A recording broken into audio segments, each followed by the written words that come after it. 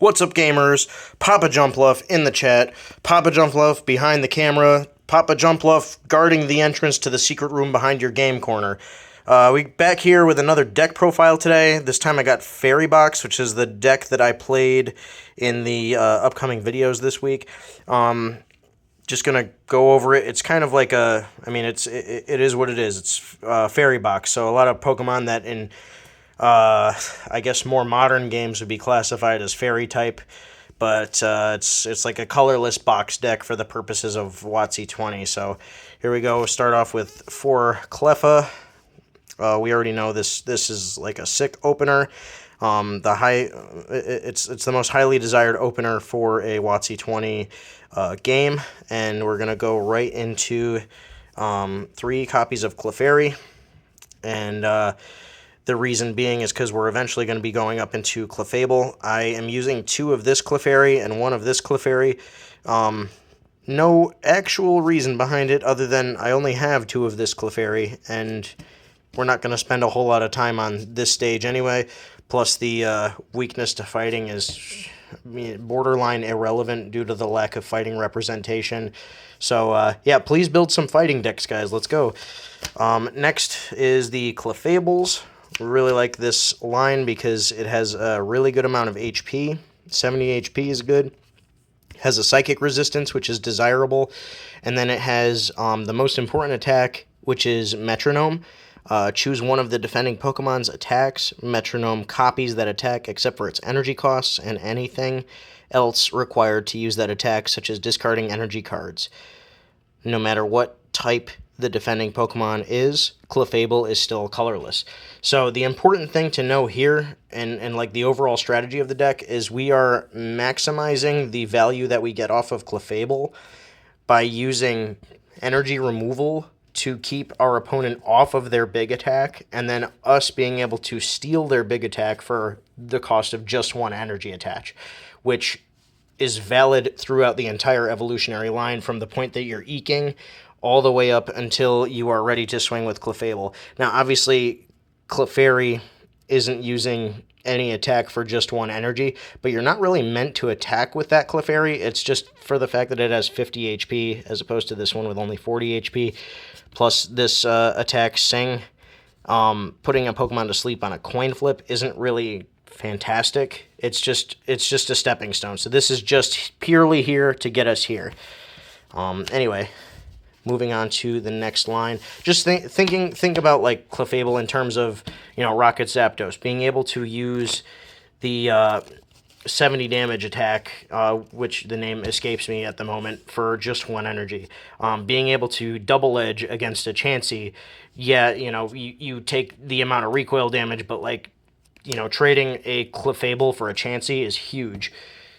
Just overall, lots of applications for that. The next line is for Jigglypuff, so you know it's coming. It is for Wigglytuff. Do the Wave is where we are going to be putting a majority of our energy, and it's because it is, under ideal circumstances, it is dealing 60 damage for 3 energy, which is like really good numbers, has the same weakness, has the same resistance, so we're like golden against psychic decks here. We're not doing so hot against fighting decks, and may or may not want to put a single copy of the Vending Mime in this deck to cover that. It hasn't come up. Wait for somebody else to show up with a fighting deck before I dedicate a slot to that. And then we are finishing out with 2 copies of Pichu and 2 copies of Murkrow.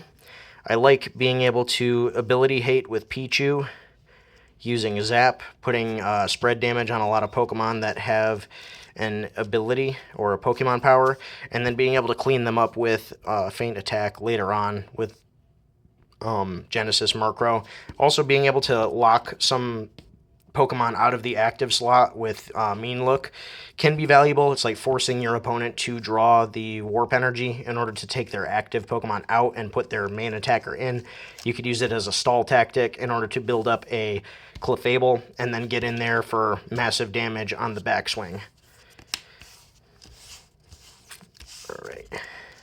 Next up, we got our trainer lineup. Starting out with supporters, so we've got a single copy of Desert Shaman. It's just generally a good supporter. After your opponent uses a Eek on their Cleffa, you can bring them down to 4 cards, play out your whole hand, draw up to 4 cards. Just solid card. I am heavy on Copycat because it's also like your opponent is going to be eking. This is WotC-20 after all. So you have the option to push them down on cards with Desert Shaman, or you have the ability to get yourself up to 7 cards with Copycat. Very good for a deck where you're trying to fill your bench as fast as possible. Then I've got 2 copies of Pokemon Fan Club. This is a slightly different wording. We obviously know that the E-card version puts the Pokemon directly to the bench, so we play as though this was the text on this card, even though this one specifically says to put them in your hand. We put them directly to the bench.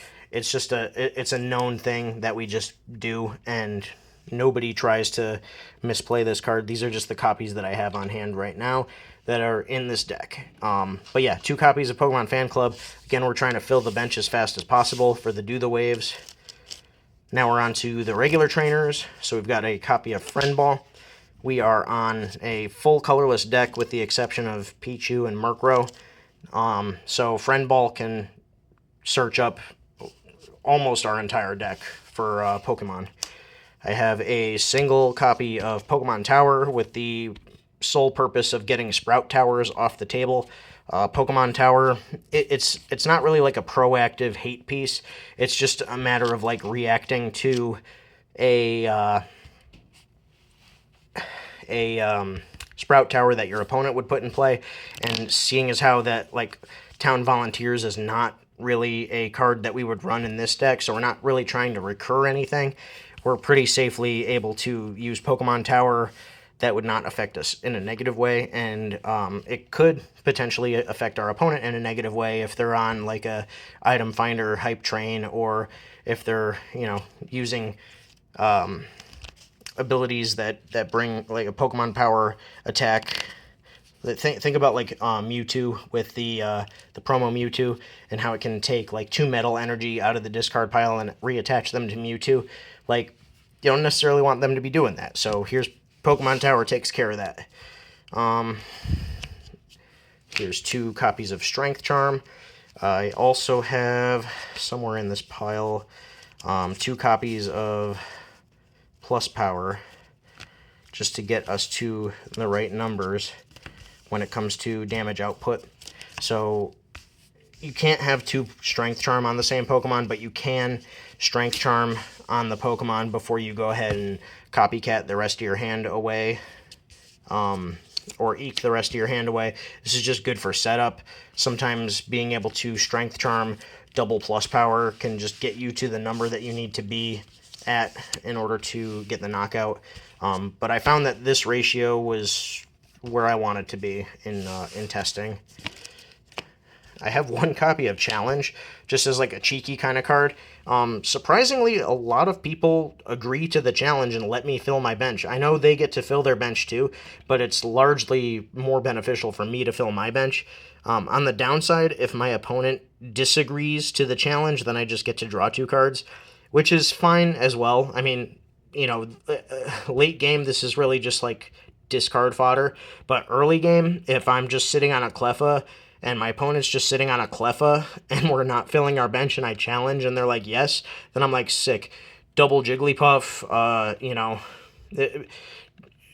whatever I feel like I need at the time. It all depends on what I'm not seeing. I could even just leave the Cleffa and then bench a Clefairy, and then I'm only 1 step away from getting to my Clefable if I have one in hand.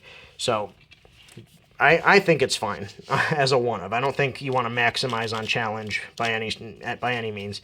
And then we're on the 4 copies of energy removal that I was talking about before. So we're keeping our opponent off of their larger attacks that we're going to be able to use with Clefable, but they're just going to be kept off of them. So we're trying to minimize their damage output while maximizing our damage output for the lowest amount of energy investment.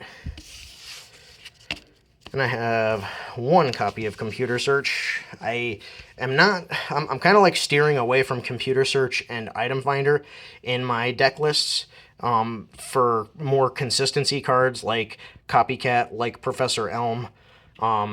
So you'll notice that because it's a change in philosophy. So like if you're still on with Computer Search and Item Finder and cards like that from the base set trainer package, go for it. You know, the whole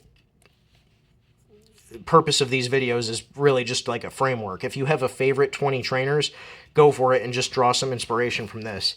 But yeah, one Computer Search because you just sometimes need to get the one card out of your deck. Sometimes you need the last energy removal to ensure that you get the knockout next turn or to protect your active from being knocked out. Anyways, the last two is 2 copies of Gust of Wind. Sometimes you just need to take the baby out of the active slot to make sure that you can hit without requiring a coin flip. Sometimes, like if you're going to go for Murkrow, you want to gust up the correct Pokemon before you mean look and force a Pokemon into the active slot. Just a really good card. I really wanted to be at 3, but I couldn't find the space. I think Computer Search is more valuable than a 3rd Gust of Wind. I think I don't want to drop the Stadium because I need counterplay to Sprout Tower. Sprout Tower really sucks against this deck, so like you have to be able to get Sprout Tower out of there. Maybe there's a way to squeeze it in. If you have any ideas, drop them in the comments. Anyway, that's our 20 trainers / supporters. Moving on to the energy package, I am able to take full advantage of the good colorless energies that we have. So here's 4 copies of Warp Energy, just super useful for taking damaged Pokemon that are on the brink of being knocked out of the active slot, getting rid of status conditions. Like again, you're a 4 Cleffa, 2 Murkrow, and 2 Pichu deck, so you have a lot of Pokemon that don't have a retreat cost, so you can swap out and then swap back in just to get rid of a status condition. There's no reason to use full heal energy when you have this much utility at your disposal. Next is 2 copies of Cyclone Energy. This is the best energy that you can use for your first attach on Cleffa to get an opposing Cleffa out of the active slot to ensure that you get to draw your 7, maximize your early game plays. Also, just if your opponent is on 1 baby Pokemon and you happen to need this to knock the baby out of the active slot so you can start dealing damage, it's really good there too. Then we're on 4 copies of Double Colorless Energy. Obviously one of the best energies in the game. No matter what type your deck is, this just happens to be really great here because we don't have to worry about our colors. Next is 4 copies of Recycle Energy. I know it's a bit of a non-bow with the Pokemon Tower, but it's still worth having in the deck because if you don't need Pokemon Tower, you don't have to play Pokemon Tower. It's really just there to take Sprout Tower off the table. It's a metagame decision. So, like, if you're not going to run Pokemon Tower, don't even stress it.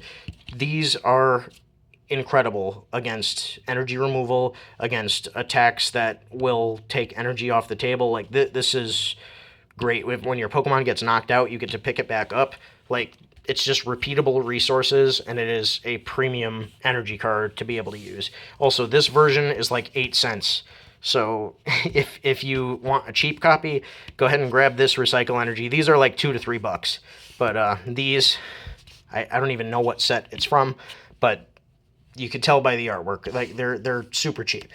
So don't overpay for Pokemon. And then our last suite of energies is 4 copies of Darkness Energy.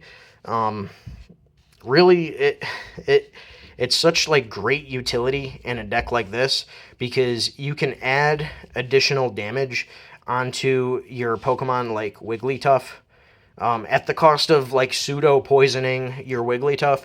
But if the numbers got you there and you got the key knockout that really swings the tempo in your favor in the middle of a game, then like go ahead and energy removal one of your own Darkness Energy. Let me make sure that's a valid play. Okay, no, it's not a valid play. You can only hit one of your opponent's Pokemon with energy removal. But this, I think, is still super worthwhile, especially on a Clefable. Like, when you think about dealing the extra 10 damage across 2 to 3 turns with a Darkness Energy, that's a lot of additional damage. It's like 2 to 3 turns with free plus powers. Like, the effect is just static on that Pokemon. Yes, you're taking extra damage, but like, how long was your Clefable really going to be in the active slot anyway? And if it swings the tempo, it's worth it. It's also what's turning on your Murkrows. So, you know, granted, Feint Attack doesn't deal extra damage to the bench with Darkness Energy. That's fine. Sometimes you just need to get the 30 on their active, which is great. But yeah, I mean, love this card in an all colorless deck. It's totally fine. You could even just, like, to get it off of your active, use it as part of a retreat cost. You know, just take it off the Pokemon by retreating. It's fine. Plenty of ways to get there in this deck. Anyway, let me know any of your thoughts in the comments below. Don't forget to like the video. You know, comments go a long way in terms of the algorithm here. So comment anything. Like, you know, I jokingly said it in another video. Comment your favorite Instapot recipe, but like, comment anything. Comment your favorite card in the list. Do you like this color sleeve? I don't know. Tell me something. But yeah, thanks for coming by. Thanks for watching the video. We'll have a lot more fun videos coming out this week, and I hope you all enjoy them.